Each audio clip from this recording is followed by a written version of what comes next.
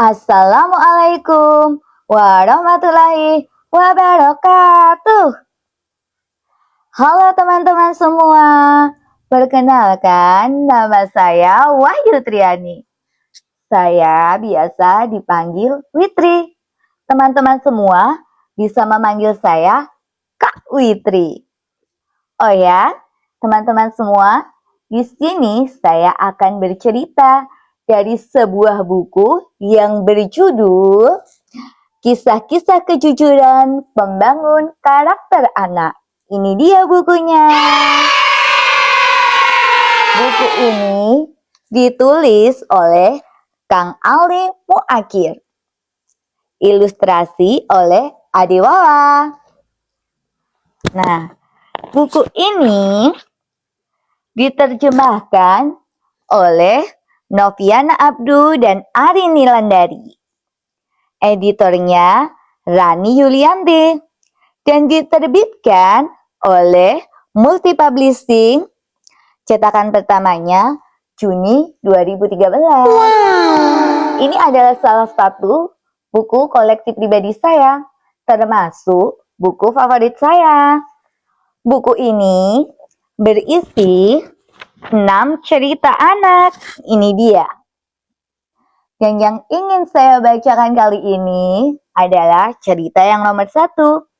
Berjudul Hadiah Berbuat Jujur. Teman-teman semua, berbuat jujur itu wajib enggak sih? Kalau menurut Kak Witri, sebagai manusia, kita wajib berbuat jujur. Nah, kalau begitu, mari kita mulai ceritanya. Bentar, tunggu dulu. Sebelum Kak Witri memulai ceritanya, teman-teman lihat dulu gambarnya. Ada gambar apa saja sih dalam buku ini? Ada gambar anak-anak. Betul banget. Ada banyak anak-anak dengan berbagai karakter. Dan yang paling besar ini adalah gambar 2 orang anak yang kayaknya lagi berantem. Emang boleh berantem sama teman itu? Gak boleh kan teman-teman? Udah kita mulai aja yuk ceritanya. Hadiah berbuat jujur.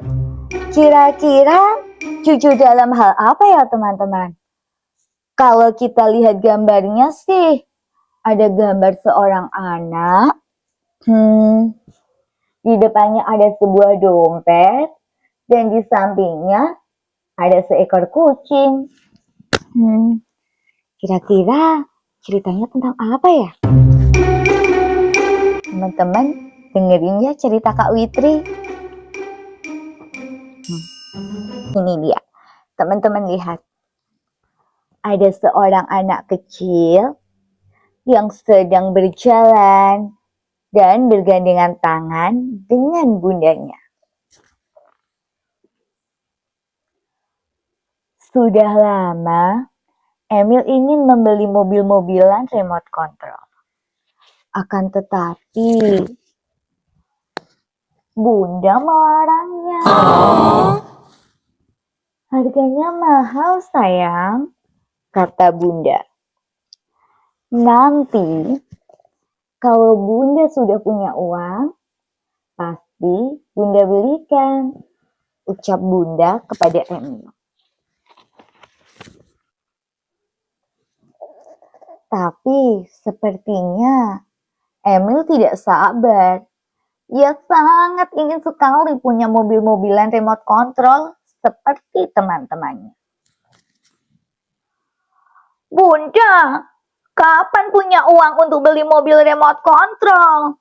Tanya Emil setengah tidak sabar. Bunda sedang menabung sayang, jawab Bunda dengan sabar. Emil cemberut. Bunda lalu mengambil minum untuk Emil. Tapi Emil tak menghiraukannya. Emil justru berlari keluar rumah. "Minum dulu sayang," ucap Bunda setengah khawatir. Mau kemana?" tanya Bunda ketika melihat Emil berlari. "Mau lihat anak-anak main mobil remote control," jawab Emil sambil terus berlari.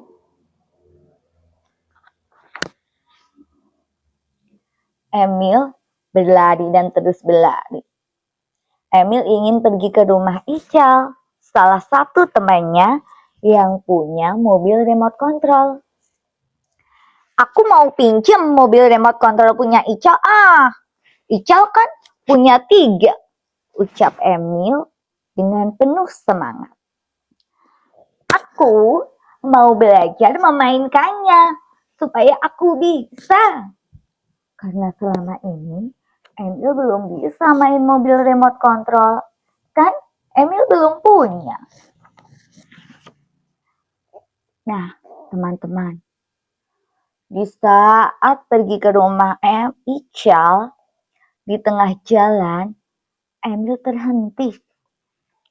Dia melihat ada dompet di jalanan. "Hah, dompet siapa ini?" tanya Emil penuh kaget. Emil lalu mendekati dompet itu. Emil mengambilnya. "Pasti isinya uang.